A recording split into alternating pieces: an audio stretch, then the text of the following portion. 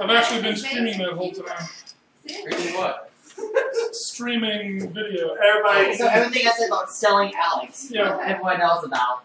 I thought I had turned it off. I think I turned it off and turned it back on. So, And I just did it again. I turned it off and turned it back on. Shall we continue? Yeah. Okay. but, you don't trust China. No one trusts China. So basically, so I was talking about forks. Okay. Forks. Yeah. In the adventure. Mm-hmm. Forks. So basically, It has forks. So basically, in the scene where there's more than one possible outcome, so the adventure could go in one direction or the other. That's something you want to make a note of and put, so if this, then go here. If this, then go there.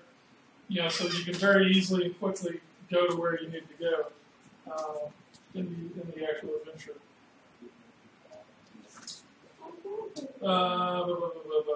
Okay, then so after the adventure part, it has the conclusion. See, there's the fire. Okay, so the conclusion is basically it's the conclusion. It tells you like what happens after the adventure, how do things wrap up. So like in this one, if Culkin is alive, she invites the adventurers to stay with her for the night. Blah blah blah.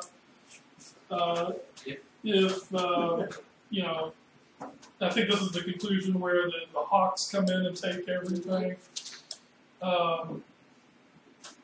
Stark Tulliver arrives at the location with 15 members of the soldiery accompanying him and immediately demands that they turn over the journal. Zora Culkin, as frightened as the party has ever seen her, turns it over immediately. So that's the end of the adventure.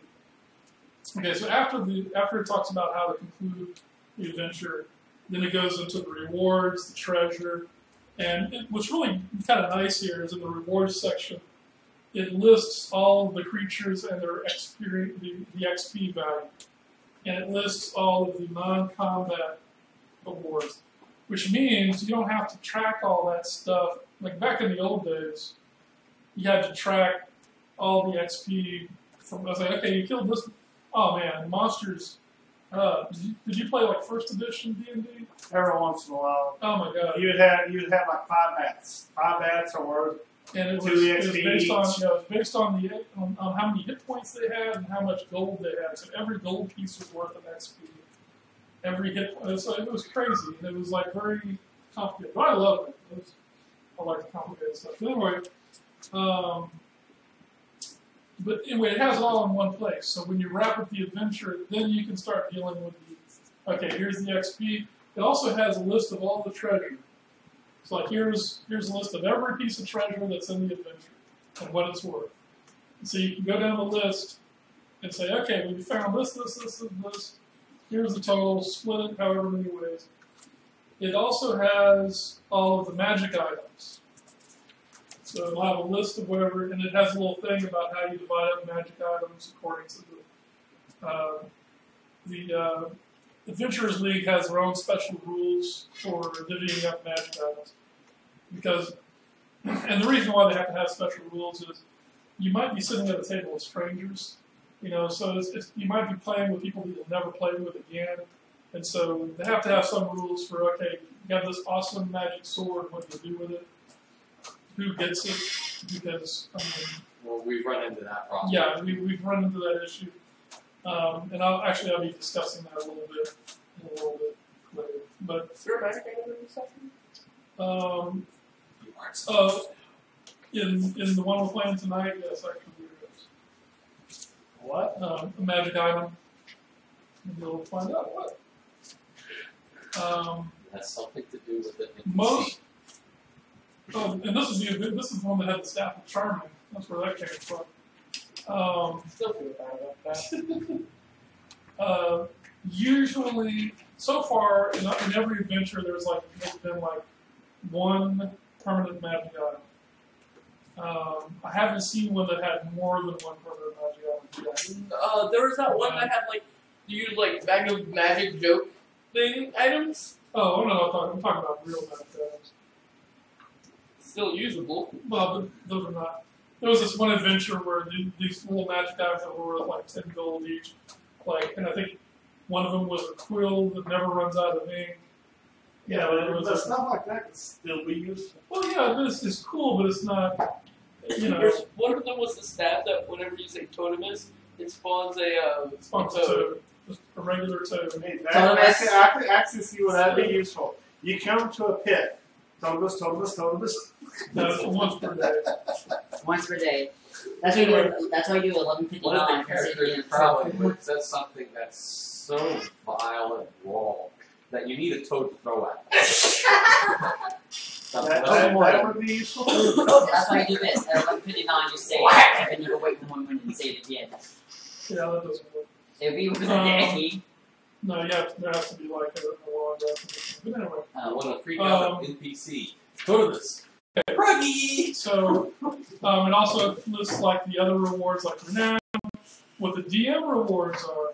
So, one thing to note, when you DM an adventure, you get experience points and downtime days that you can assign to a character of your choice. Do you get renown? Not renown, unfortunately. You get items. What you don't get, you don't get any magic items, huh? Darn. I was going to say, you run across a +4 shield. Yeah, that wasn't on the list. No, you don't get magic items. You get gold. You get gold, experience, and downtime days. And that's all you get. As a DM? Mm-hmm. Wow. Now, let's say the downtime day is still something new. I don't remember downtime. Yeah. Well, that's a special. That's a special rule for organized play. It's not in like the regular D&D rules. I don't think. Maybe it is. Like I said, it's something that I don't remember ever hearing the downtime days. But it's basically the point of downtime days is that if you're playing a normal campaign, like you just had your friends and you played the same campaign every day, you'd be able to say things like, okay, between these adventures, I'm going to spend a month doing, researching, whatever. And the DM can say, okay, well, a month has gone by and now you blah, blah, blah. Well, you can't really do that in organized play because, again, it's every adventure has to be self-contained. So it's like this is the adventure. So and you may have a completely different group from adventure to adventure. So this is a rule that was put in place to allow you to do things between adventures. So basically, downtime days are days that you can spend on things that you do between adventures. In that case, I was able to level So up. actually, it is in the standard rules. Downtime days are in the standard. Now that I think about it, it's in the player's handbook. But it's used a lot by organized play for that purpose. And you spend it on. Sometimes you spend it in the adventure. Sometimes you spend it. Like they'll give you some special options, especially if you're in a faction. When you get to the higher levels of factions, they'll say you can spend your downtime days. If you're in this faction, you can spend this many days to get this benefit. No wonder I'm saving them up. So there are some things you can do with the down. Not very many things, but there are some things you can do with downtime. One big one was level up. Yeah, you spend to go from 4th to 5th level. You have to spend a bunch of downtime days. Well, darn, I was hoping I could spend the 10 days I have to get the 90 XP level. So after all the reward stuff, the very last section is the appendix that we have. So this is a list of all the NPCs and their stats. And then if there's any maps, so you see it has all the NPCs that you might play against. And then it has the maps. Map rendering. So you'll remember, you see maps. So what I did on this adventure, because basically I wanted to put it on the big screen. Ooh. So what I did was I scanned. Well, actually, this is already a PDF. So I took the pictures of the maps out of the PDF and I put them on the big screen. And I used counters on this. It was really more trouble than it was worth. It is more trouble, but it's so cool. It is cool. It is very cool. But it actually takes more time than just using the desk. The island fire. So anyway, so that's all the matters. All right. So that is the adventure. All right. So next thing I have in here are prepping tips, and I think I probably already threw a lot of these. Sauce on the side and see if you like it. So again, why prep is for the speed, and if you want for flavors, you can add you can add stuff to the NPCs to make them richer, you can make player handouts and stuff. But don't do that until the basic prep is done. If you have extra time and you feel like it, great. But the first thing you got to do is prep for speed, because you want to be able to just run things fast. You don't want to have to, because every time, like we were joking about it, it's like now the map is rendering. If I were well prepped for that adventure, I would have had the maps already drawn. No, that was me. No, me too. We're talking about mine. But Windows 98 is can't be loaded. we had maps. So when I'm well prepped, I have the maps already drawn. I have the miniatures of the tokens already separated out. So whatever tokens you use, you want to have them all ready to go. So you don't have to dig around looking for them and picking, where's the right one, blah, blah, blah, and spend, half an hour setting up all the miniatures and all that kind of stuff. One out, my God. Now, it seems like it takes a long time because I got to draw the map and I got to get all the menus. Your magnifying will load. Here's what I do for miniatures. I don't even know where to go. Here's what I do for tokens. Have I showed you this? You showed me your little round keychain, key marker thing. Yeah, this thing punches holes. Punches 1-inch discs. Okay. Construction paper to punch out. Yeah, basically just any piece of paper. I usually use like 3x5 index cards. Now I got fancy on some of these. I went and got them color printed. These are here, pass that down. Those are like my characters. So like I actually like made the picture and I put them on there and so I made a nice color one, so I have a really nice one to pass around to use on tape. So all these is I took some dry erase material, I cut it in a circle, and I used a glue stick that I keep a glue stick in there somewhere. See the glue stick. And I glued it to a 1-inch washer. So I've got these 1-inch washers, and I've got some 2-inch washers. And that's what I use for my counters. So either I have them pre-made, like I have the badgers that I made in advance for the adventure from the one we did at the library. So I had a bunch of little badger ones. We want really badgers. No, those were really badgers. They're bold as secretly and stuff. So, I mean, what I try to do, if I have the time, is I make special ones just for that adventure. So, like, this is a rat one that I made. I put, like, a little picture or whatever it is. But if I don't have time, then I just put a little number on the dry erase ones. And, that works. But that's a cheap, easy way of making miniatures or making tokens that you can use to make. Very cheap way though, and it works. It's very effective. How cheap? Like a couple of dollars. I think the most expensive thing is the hole punch thing, which is probably about $9. And then the washers were like a couple of dollars. The washers were a couple of dollars. So. They said $9 in 1950s weren't that expensive. Usually look like 1840, 1840. Okay, so now a couple of other tips about preparing the adventure is you want to make notes about any special rules or spells that you see that come into play. So if there's a creature that uses grappling attacks, you might want to go and freshen up on how grappling works. and maybe make a note about, a quick note on the side about here's how grappling works. And they're dot spells, by the way. You said it's spells, not spells. Dot spells? Yeah, sure. Dot spells. I don't know what you mean. Wait, what? Dot spells So- are spells you put on things that have like. No, he's talking. There's a period in here. I know. I'm just saying. Oh no, I know what a damage over time spell is, but I didn't get the joke. But so here's what I did for this one. There's in this adventure that I prepared. There's 2 spellcasters, and they have like up to like 3rd level, maybe the 2nd level spells.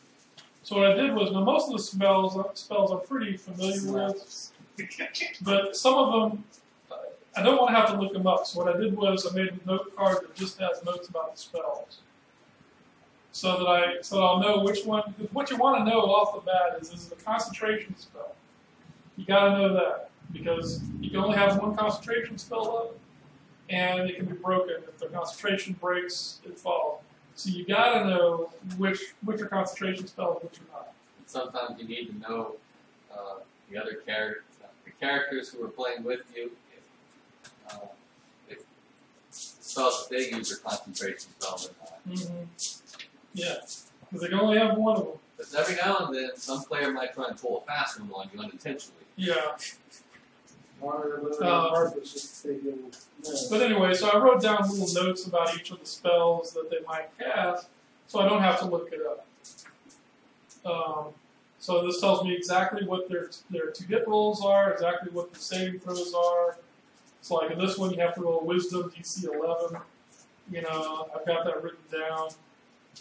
It might be a lot of work, but it's a lot of fun once everything's hitting on all the But, cylinders. Here, I'm going to pass that around so you can see my note cards. You can see how I do that. After this adventure now, Yeah. Adventure coming up this afternoon. Is that the one with the magic eye? It's not a magic gun, but I use a lot of shorthands. I mean, not like abbreviate things. So instead of for example, I have on one of those it says Wiz 11.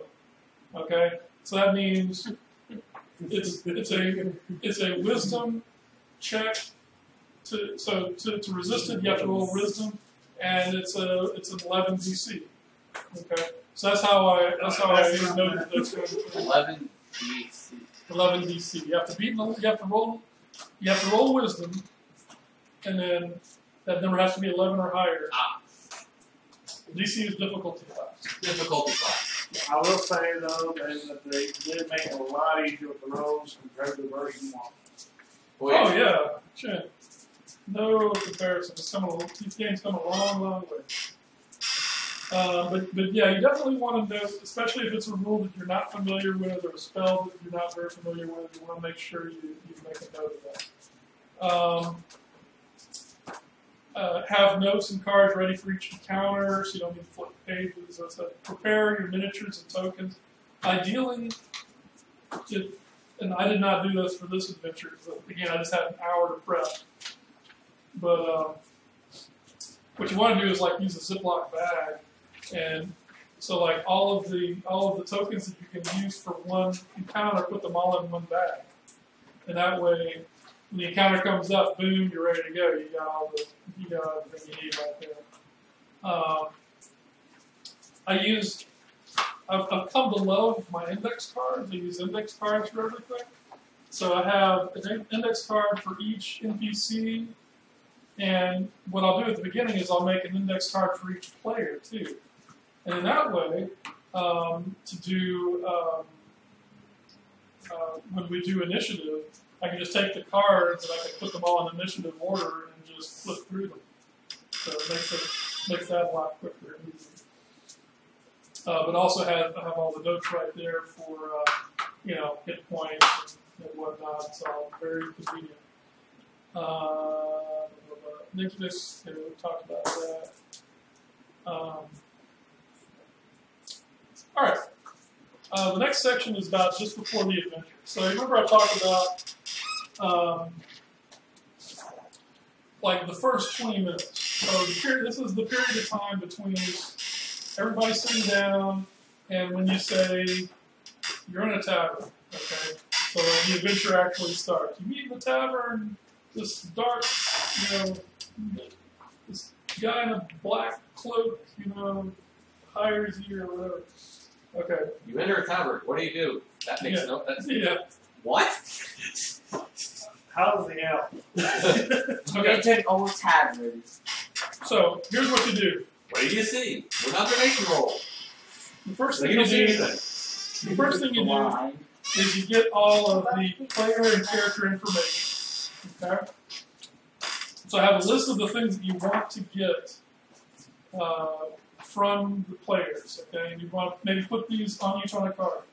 Get the player's name, character name, race, class, faction, character level. I didn't put that on here. Their level too. Check their log sheets. Make sure that they actually have log sheets. You don't really need to go into any detail. Make sure they actually went out the log Tiger, you got a log sheet. You got to have a log sheet. Yes. Because look, Adventurers League character. You have to have a character sheet, and you have to have log sheets for all of your adventures, or you're not playing a legal character. And if you're not playing a legal character, the DM can say, "Sorry, you can't play today." So That's no fun. Actually, I have a diary on the building left back. So, but you need this, you need a paper version so that you can show it to the DM. Well, I'm going to run more running. Yeah, I don't recommend. No, you can. I've got extra sheets, and this is another thing part of prep. Actually, I guess I should have made another section. What to have, like all the stuff you need to have with you. You should have dice, obviously. 3x5 index cards. Let's start writing this down so I can put it in the guide. What kind of stuff do you need? All right. Dice. Where would we put that? What section is that? I guess this goes in prep. So 3x5 cards, yeah. What do you need? 3 by 5. Your binder for your adventure. Rule books. Rule books. Maps. Tokens. Dice. Binder. What else? Computer generated aid. Pens. Pens, pencils. Pencils. Dry erase, whatever. Yeah, dry erase markers. Yeah, sure. Since someone didn't come prepared. I didn't know I needed it.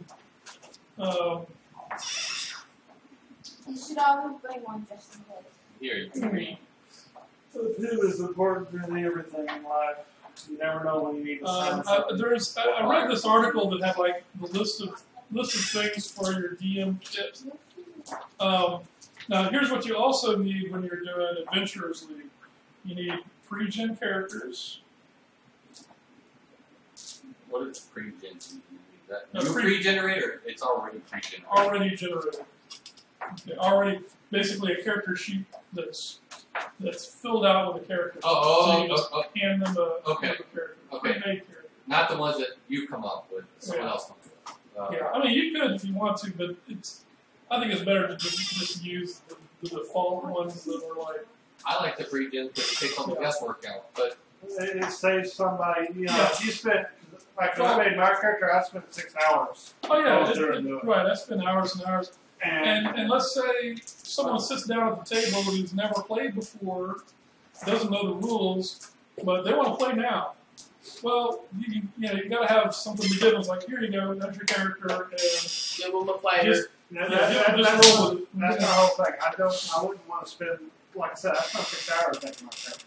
I'm not going to spend a lot of time to give it to somebody and say, well, I don't want to play that. So, blank character sheets. But at the same time, some people do want to spend the time to do it right. Oh, that's true. And customize their character the way they want it. But it takes time. It takes time. I remember that experience with version 3 of D&D. I've never played it before. We had to come up with a character because there was no pre-gens. Yeah, what's wonderful about organized play though is that you're not stuck with your character. Up until you hit 5th level, you can change your character. So you can apply all of the experience and treasure and loot and everything and switch up your character almost entirely. You can't change the name, and you can't really change the faction without there being some consequences. But everything else, you can change. You can be a completely different race, different class, different stats, different skills, everything. It's kind of hard to play a Dragon 1. But with the name Iron Fist, I mean Iron Fist. But you can, anyway, so You could be a that's monk. Well, actually, it could be bad now I think about it. that's what was pretty cool about this. Is, so you're not married to We're not married though. the particular character where you can never change it. So that way people can go ahead and play. And it's like, look, just play the character for today, and then next week change it up if you want to, or you have some fun. But anyway, you also want some blank log sheets, so you can have those to give out. And you need a copy of the Adventurers League Player Guide. Okay. Now, if I am available, a lot of these, when you DM, a lot of these things I'll let you use. I've got 3 dry erase maps. I've got a lot of token making stuff and extra tokens. And I'll give you all the blank sheets and blank character sheets and all that kind of stuff.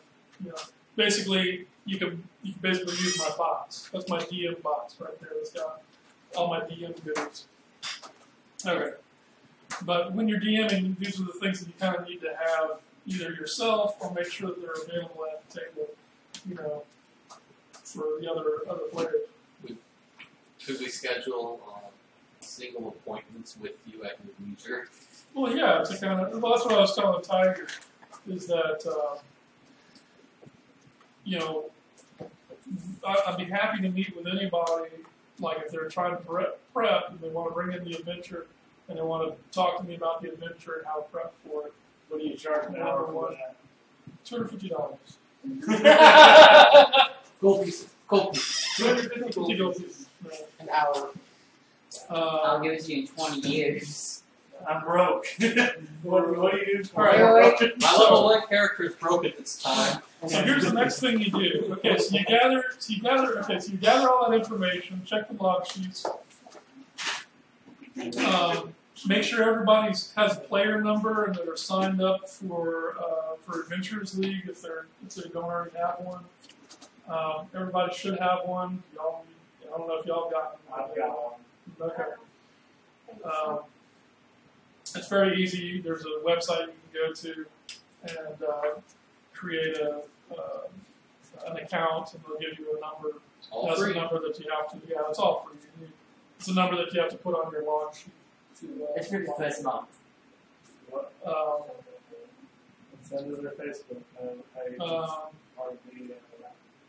Yeah, if you go to the Facebook page at the very top, one of the sticky notes is a thing of here's a bunch of useful stuff for Adventurers League, and it's got that in there's this whole big thing of links there. Okay. All right, so then you need to consider the party strength. We talked about how to do that. So as you're gathering all the information, you want to calculate out the party strength so you can make the adjustments you need to make. You can consider plot hooks. So think about exactly how you're going to get all the players involved in the adventure. Look, you can always shorten that. You can just say, y'all are an adventuring group. You know each other. Y'all met. You're on this adventure now. And as a matter of fact, the one that I'm doing today, that's exactly what it says to do. Because it's a 2-hour adventure, so it says because time is short, basically you say, y'all took this job, and here you are. You're on the job now. You have a big party. So that's how you do it. So Fill it in when they come. So sometimes you got a strong arm. They're losing me. You're not staying for the final. That's 3. Is it me, you, him? Are you guys staying? No, I'm taking her home. Oh, You'll see your Oh, I thought you were coming back. Yeah, I know he's coming back. You're leaving. Yeah, apparently somebody didn't tell me they had homework they were supposed to finish up. All right. So now the next thing you want to do, and this is something I haven't really done much of, but it's something I think was really important to do, is you want to lay out the rules. All right. Rules. Lay out the table rules. So basically, start off with, okay, this is how we do things at my table, and lay out what your expectations are. Okay. You need to do that every time, so that there's never any kind of question. Okay. That's the rules. Rule number one: when you walk out, if you're playing at my table, you got to give me half your gold that your character has. So the first thing is to lay out some of the rules that are special for organized play, that people who are not familiar with organized play. Or your table. I'm just talking about organized play in general. So, for example, you're not allowed to undermine other characters. You're not allowed to be disruptive. All right. Cooperation between the players is expected. And it's disruptive if something would lead to not being able to complete the mission on time. That's considered disruptive. But undermining is basically like, if you're playing a rogue, so it's like, well, I'm going to pick the paladin's pocket and steal his, whatever. It's like, no, you're not. You don't do that. I don't care. It's like, no, you're not. He catches you. You're I not don't allowed care to what do your that. rolls. So basically, and this is important, it's what my character would do, quote unquote, is not an excuse to be a jerk. And make sure that the players understand that. Yes, you can actually play an evil character in organized play. That does not mean you can play a jerk that backstabs all of the other players. If you're going to play an evil character, come up with a reason why you're not interested in backstabbing the other players. Because they save the smoke from a burning house. Next thing you want to do is explain that there's a limited amount of time. All right? And so here's some things that you want them to do. Roll to hit and damage at the same time. It saves so much time. Let them know that you might have to cut a scene out or something like that to save time, and it might cut a combat short if the outcome is certain. In other words, if everybody's on their feet and you had 10 bad guys and they're down to like 2 bad guys, then it's like, okay, y'all defeat the bad guys, even in the scene, So, and that's probably something interesting to think about. The whole reason we do combat, the whole reason we roll dice, is to find out what happens when the outcome is not certain. You think about what that means. That means if the outcome is certain, you don't roll dice. So, as soon as the combat has resolved to a point where, okay, there's no way that you're not going to lose, you're definitely going to win, you don't have to roll every little hit and just sit there until you can just say, okay, y'all beat the bad guys, y'all take the last guys captive or whatever, in scene, and what do y'all do now? So go ahead and cut it short if it looks like a done deal. And let them know that that's what you're going to do. Let them know that they only have about a minute when it's their turn. So tell them to be ready. If you have to think too long, let them know that's your action. Your character is standing there thinking about it, and so you default to dodging. You're just dodging around trying to think about what to do next. Okay? What fun is that? And look, the reason why you got to do that sometimes is if someone takes too long, everybody else is waiting. So you've got 4 to 6 other players who are sitting there waiting for you to decide what you're going to do. And it's a 6-second turn. 6 seconds. What does your character do in 6 seconds? It's not sitting there going, Okay?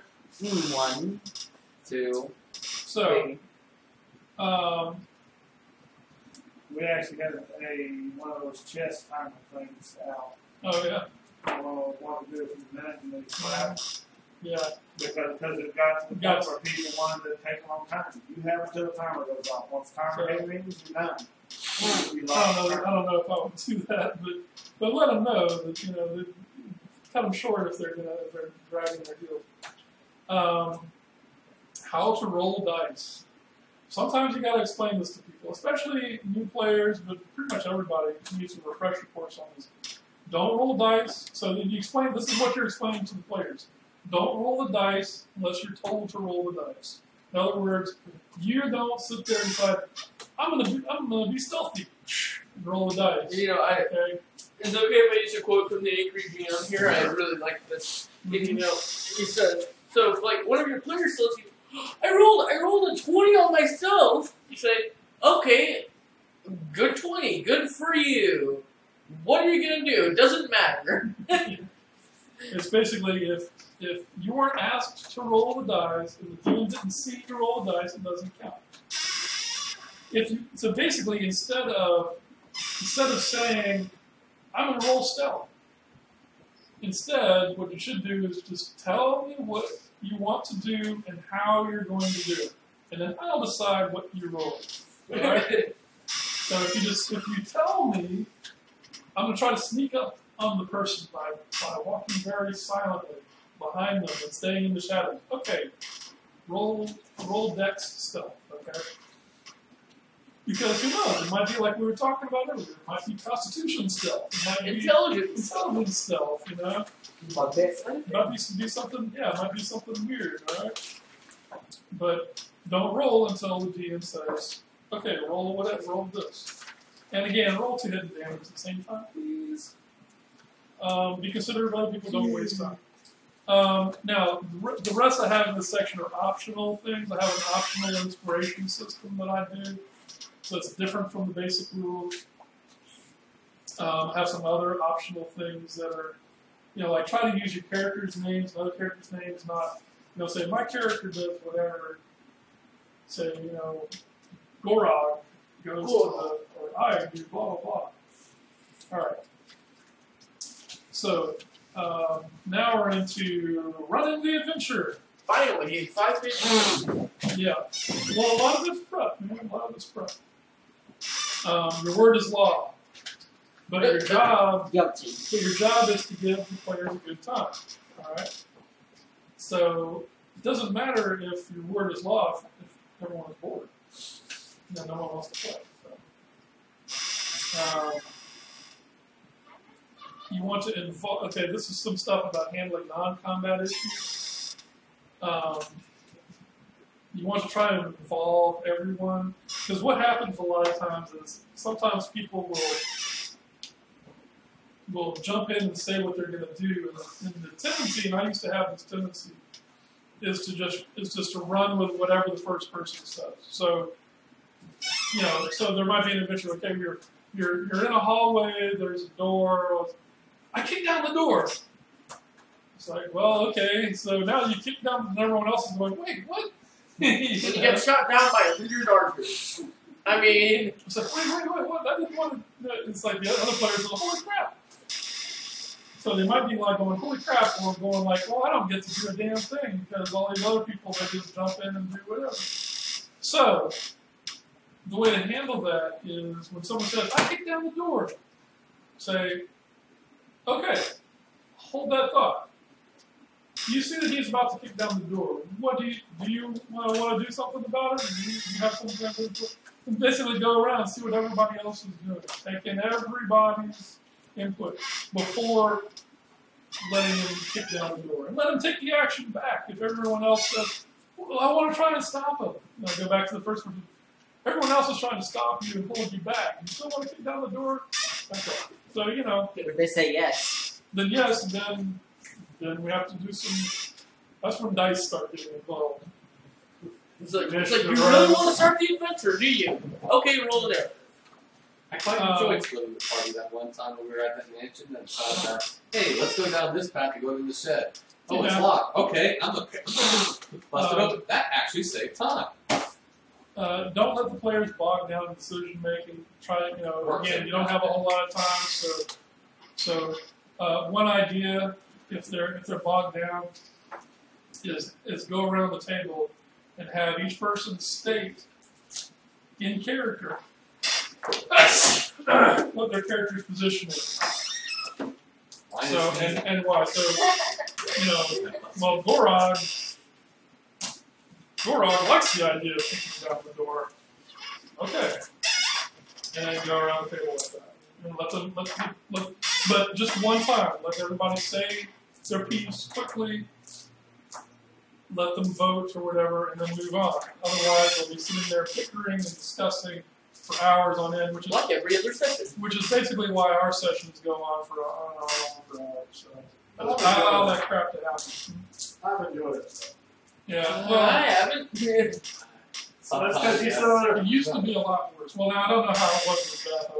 all I know is your son was sitting there. You're doing it again. No, I ain't. And I have a thing here. Don't let the players split the party. Yeah. Remember? Let's all go. Those two are going to go to the bar. Go burn. Don't get burned by this go. You all fight downstairs. I will stay up there and watch the. And you get hit by sleeping drugs. But let me see if I can explain why it's a bad idea. And look, I'm guilty as anybody. Basically every time the group has wanted to split the party, I've allowed them to split the party. And almost always has, no, it hasn't always been disastrous, but I personally don't like when parties split because generally something bad is fixing to happen, and your healers in one group, forget it. And everybody else is in the other. Yeah, and here's why it's bad. This adventure that you're in, the encounters were designed for a group of a certain size. So if it was designed for 5 characters and you're going in with 2 or 1, you're gonna die probably. Okay. Unless you got some really good roads. But there's another reason. Now, see, the reason why people like to split the party is because they think it'll be faster that way. It's like, well, we can do 2 things at once. We'll go this way and they'll go that way, and then okay. But here's the problem. It's not faster, it's slower. And the reason is because we don't have 2 DMs tracking 2 different groups. One DM is having to jump back and forth, okay? That means things are going to slow down. So it's very, very rarely a good idea. And I would suggest railroad them if you have to, which means basically you tell the players, no, your characters do not do that, think of something else. Well, she didn't say that. But No, her exact words is she sees the little boy running out to you, all scared about the goat. So everybody follows the little boy in to see the goat. Because they were all set to split the party. They're like, no.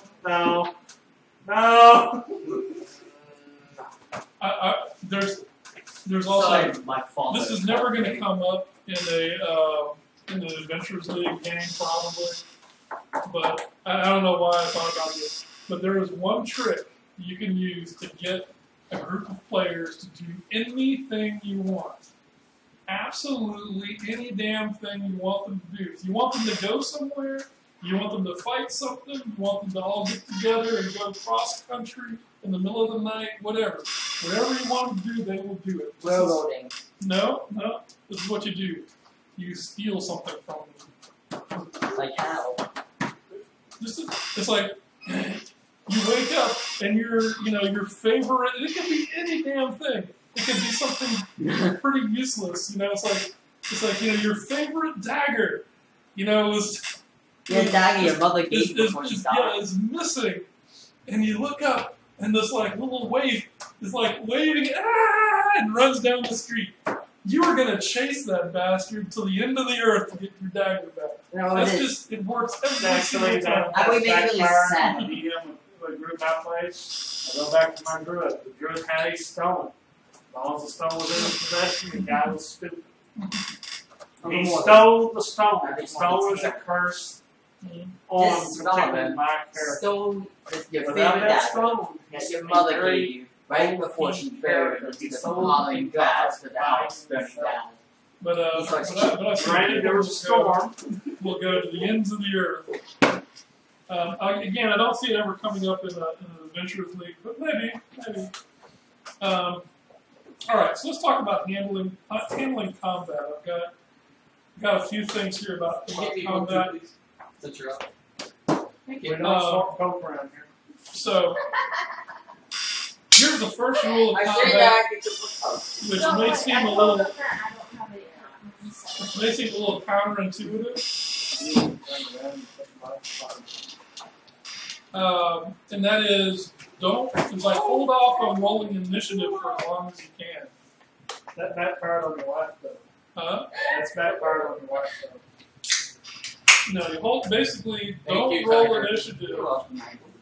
Please. until somebody, Initiate. until someone like draws their weapon, until someone like decides to swing that sword, you don't roll initiative. Because you don't know. I cast dermatology. Yeah, as soon as somebody takes some action like that, okay, it's on, roll initiative. Thank you.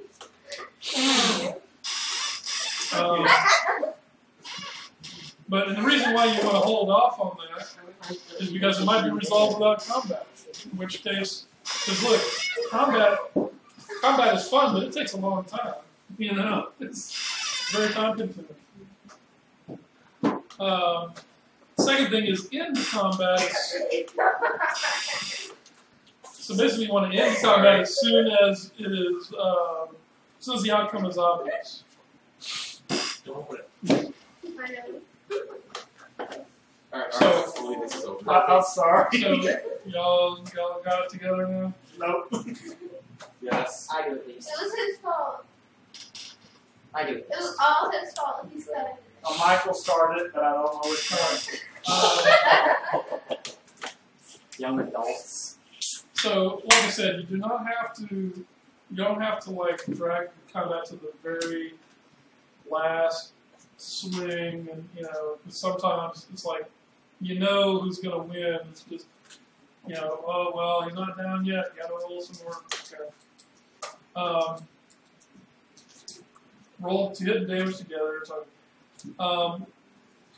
only check to see.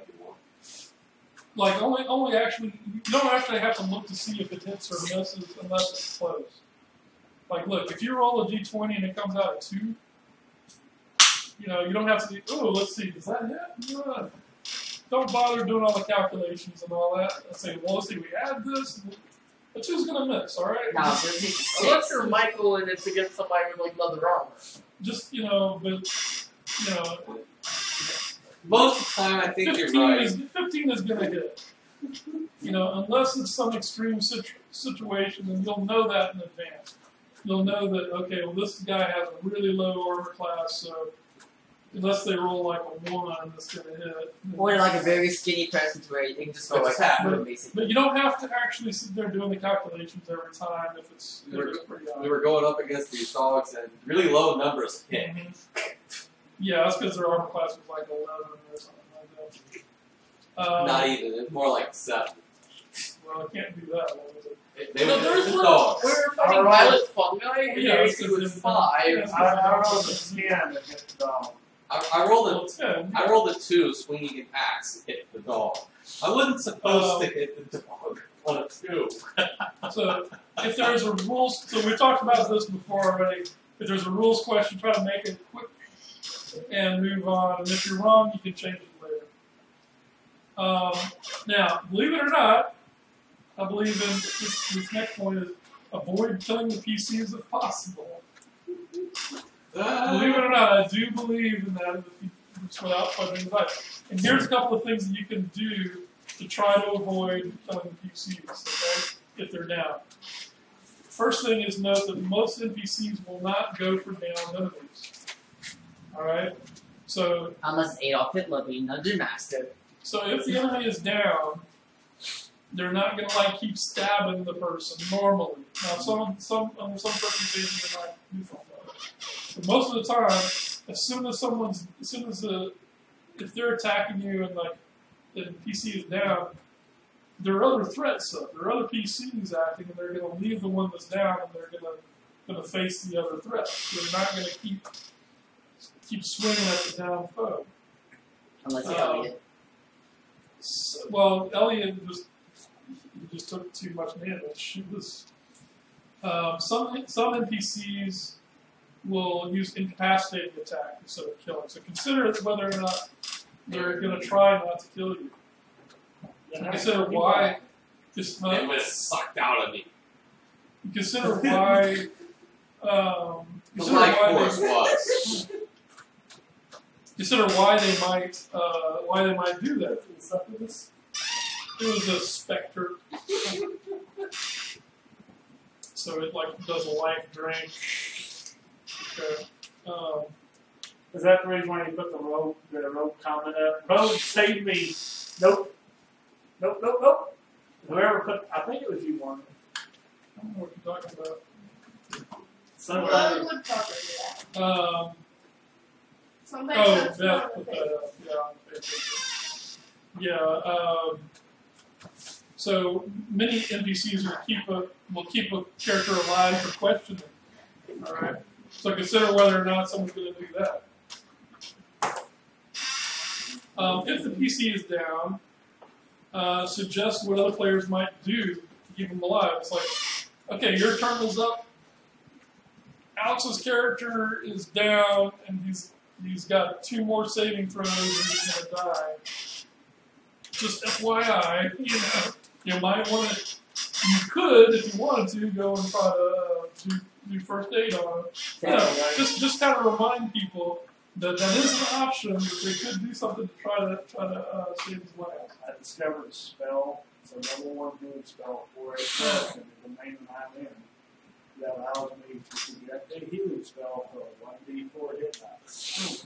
That I can use to get you back up in the fight. Healing word. Yeah, I knew there was one that was projection, but for some reason I didn't think what it was at the time. Yeah, healing word is a very useful spell. Exactly for that purpose. I think my brother. All right. So other ways to speed things up. So don't roll dice all the time just because it's like, well, I get on my horse. Oh, you're on your horse. Well, make a riding roll. It's like, I'm climbing the ladder up to the 2nd floor. It's like, oh, climbing the ladder. Well, make a dexterity roll or whatever. What if it's a rickety ladder? So, but that's a different situation, isn't it? What if it's Okay. just walking? Okay. The 2 things you're looking for is it possible to fail, and the flip side is it possible to succeed? Are both success and failure possible outcomes? And does it make a difference? Is there a consequence? If the answer is no, then don't roll dice. I mean, make the ladder your ball. Okay. Into yourself. Well, is that chance better or worse than 5%? Unless, like you said. Yeah, exactly. If it's but if it's just an ordinary, you don't have to roll dice to walk down the street. Okay, you don't have to roll dice under normal circumstances to climb a ladder.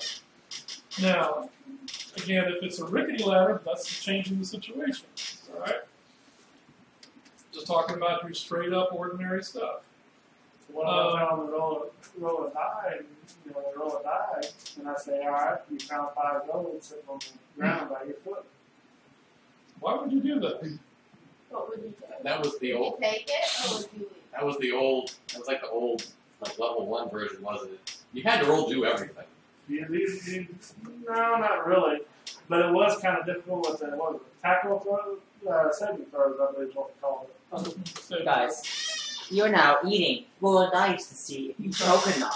Exactly. So, but the point is you don't want to roll the dice for everything. I know rolling dice is fun, but it slows things down, and if it doesn't mean anything, then it's just you're wasting everybody's time. You're wasting the player's time. So don't do it. Well, if you choke on your food, you're down 1 character. Well, again, is it possible to choke on your food? Yeah. You ever ate some of my sister's cooking? I mean, if there's a real chance of failure, then yes, you roll. If there's not, then you don't. Well, Like a don't 5 ever- pound, a 5 pound You'll hamburger. want that saving throw to be there. A 5 pound raw hamburger made of dragon. Now, the next thing I would suggest is actually changing the adventures. Because I'll tell you right now, what most of these adventures have in there is they have make a perception roll.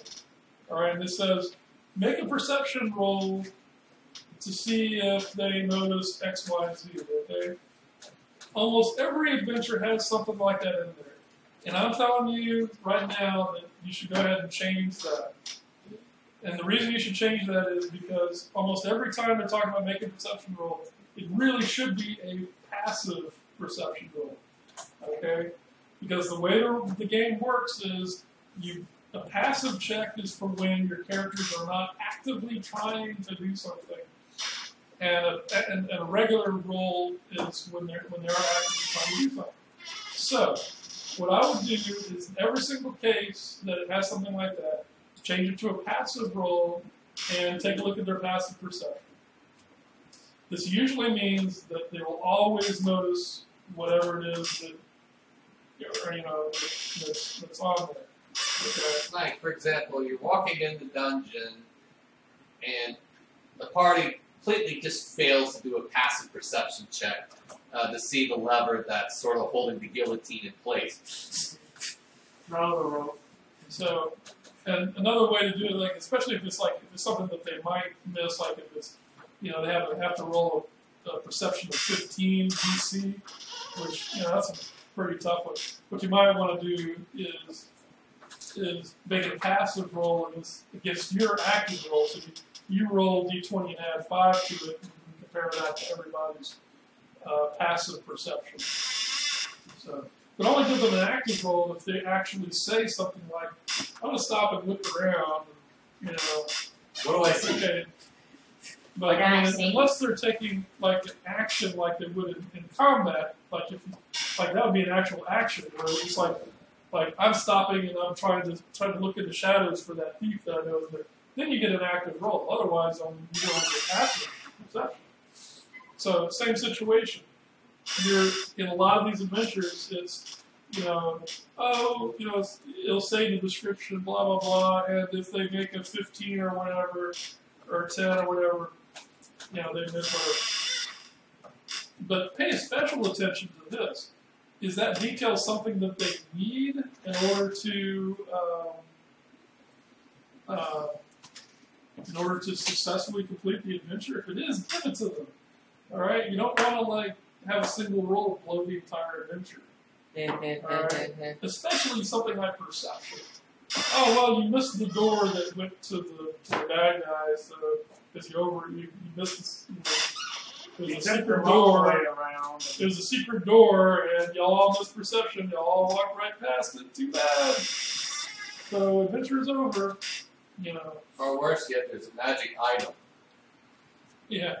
Or even worse, you can't figure out that the guard can tell you that there'll be a boulder trap, so the boulders all fall on you and you all die. Game over. So you want it to be fun.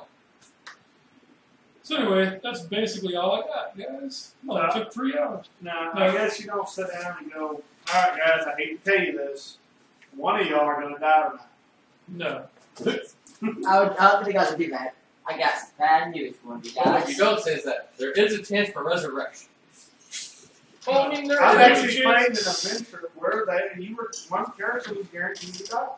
If he didn't die, everybody. There's a chance one of you may die. I already played. We do not have those kinds of. What about including the adventure? Well, there wasn't a whole lot to say about that. Basically, so at the end of the adventure, like I was talking about, it's got that section at the back of the module, which gives the XP, gives the renown. Yeah, there was something we need to talk about. How to split up permanent magic items. Thank you. You're right. And that's something I said we'd get to later. All right, look. Here's the basic rule for splitting up magic items. Here's how the rules describe it working. Actually, since it's actually in here, I'll actually tell you basically you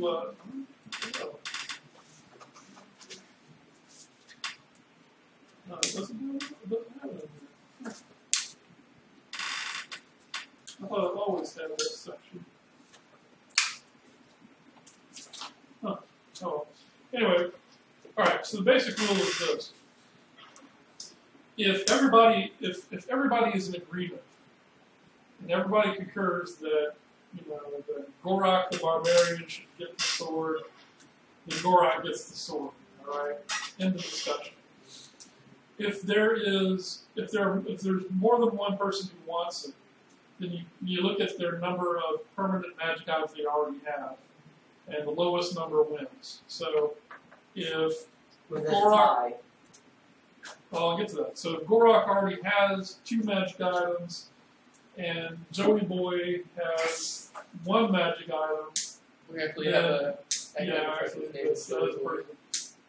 The Joey Boy gets in the discussion. Now, what happens if 2 people want it and they both have the same number of magic items? Then what the rule says is the DM randomly determines who gets it. The rule does not say how that random determination happens. I think the assumption is it's like there's 2 people and they have a 50-50 chance. It's basically flip a coin. But the rules don't actually say that. And what we've come up with, because this actually came up and it was not a very satisfactory result, because everybody at the table wanted 1 character to get it, except for 1 person. And so it came down to 2 people competing for it, flipped a coin, the other guy got it, and he's never played since. So the magic item basically disappeared.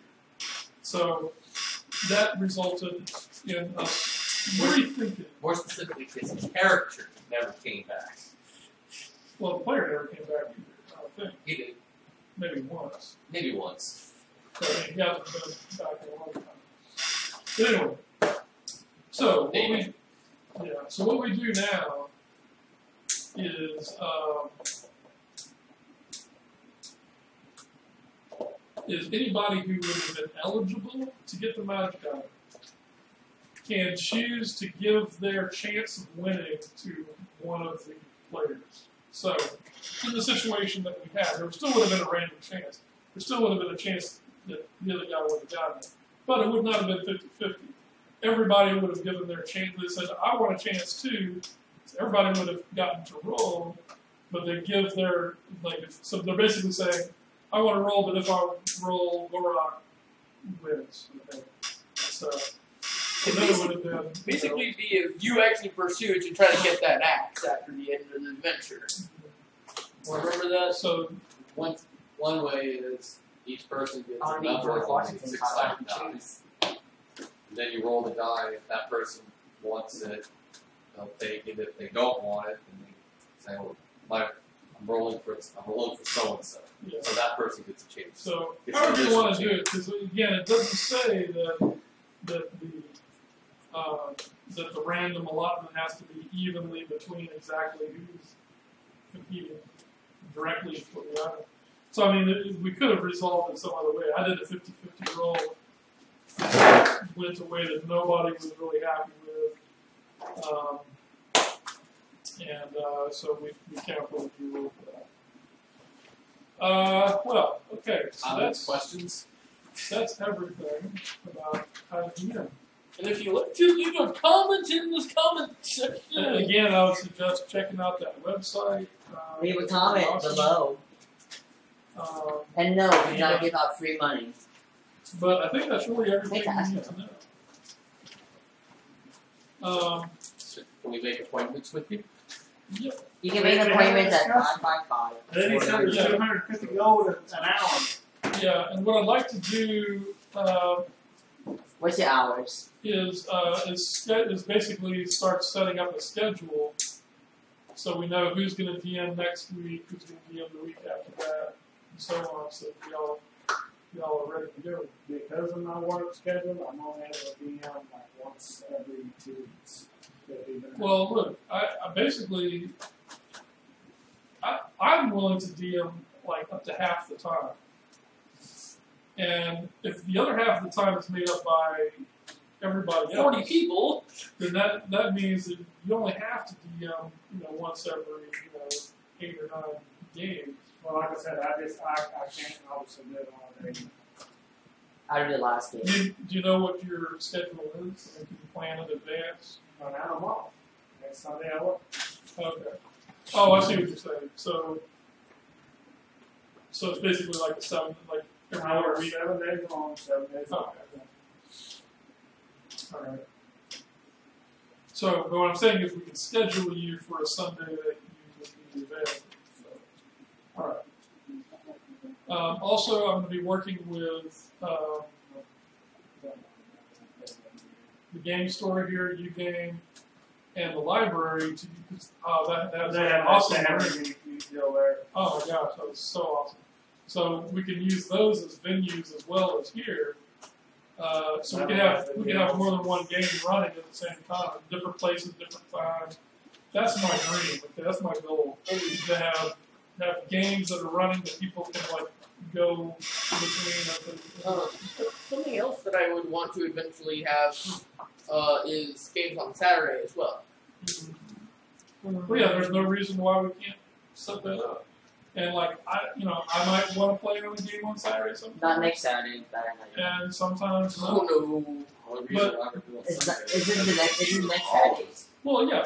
But the thing is, if we have a whole bunch of games running at different days, different times, then you don't have to go to all of them. Yeah, you don't have to go to all of them. Isn't next Saturday the 7th? Yeah, it is. Yep. Showcase for I have to bands. be at school. I have to work most of the day at the South Down Festival. Our bands have showcase. And ULO. Rose is the world largest gumbo. Now I have a thing about.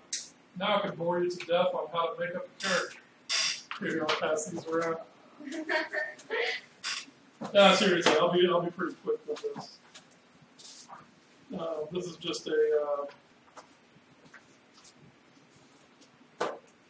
just I thought it would be useful to have information on how to make up a character, because it's not as straightforward as I'd really like it to be. This is the one that Alex helped me with. So basically, these are the elements that you need for a character. So it's got this list of things here, and it's got where to find them. So PHB is Player's Handbook, so it's like web pages. Factions are in the Adventures League Player's Guide. So in the factions, I have a list of factions here and like a quick description of each one to help you decide which ones you want. The classes, I go through each class and I kind of talk about what each one is about and what its stats, what stats it needs are. So like, for example, Bard, it can heal, cast lots of mind control and illusions. CHA, that's Charisma. So Charisma and Dex are its main stats that you want to make sure they're pretty high. And they're good at interactions. Okay, so it has that. known as a fix. Yeah, so it has that for each one. Then there's a section on classes that are rated by how easy they are to play for a beginning player. That's the part that I. Yeah, that's what Alex helped me with the most. And basically, what I mean by easy to play is how much of the rules do you really need to know to be able to play it well? How many options? How complicated are the options for that kind of thing? For example, if you're playing a fighter or a barbarian, it's like, what you need to know is this axe needs to go through that guy's throat. Yeah. And you get a 1d6. And you get a 2d6 or a 1d12. That's what you roll. And If you were playing a wizard, you need to know this spell, this spell, this spell, this spell. When he casts this, when he casts this, you when have he to know casts all the first level spells and how they work, and all the what they can cantrips. do, and all that kind of stuff. So it's much more complicated. I love your monk. That's like Yeah. the best ever. Kung Fu. That's it. It's over. It's just Kung Fu fighter. They might be monk is fun. No, it's not. Alignment. Remember, it's not an excuse to be a jerk. I have that outline there. It talks about very briefly about what alignments are, what it means, and all that kind of stuff. RP fluff. Okay. It talks about what what all that is. Basically your personality traits, and goals, and ambitions, and ideals, and flaws, and all that, and why you want them. A game mechanics reason is that they let you roll advantage when you want to. Stats, I have a whole table for stat buying because I always have trouble finding the damn table. This is completely new versions 1, 2, and 3. Because back then you go to your stats. Yeah, well, 3rd edition started. Yeah, there was a stat buy option. That's when they started getting into stat buy and stuff like that. But I think by 4th edition there wasn't even an option discussed to roll dice. I like the idea of rolling dice, because sometimes you get a very powerful character. Sometimes you get unlucky and you get that. And everybody cheats, though. Everybody cheats on that. But anyway, but this is how many points each one costs. So what you need for what. And so I talk about first select your race. You should know your race and your class before you start thinking about buying stats. So race and class should probably come first, and then skills and stuff. So anyway, that's it. This little thing to have for your. I'm an evil bull. Alrighty then. So I guess you need to go home. Go home. What are you doing, Tiger? Do you need a ride, or is your dad still here? We should. Where do you live? That way,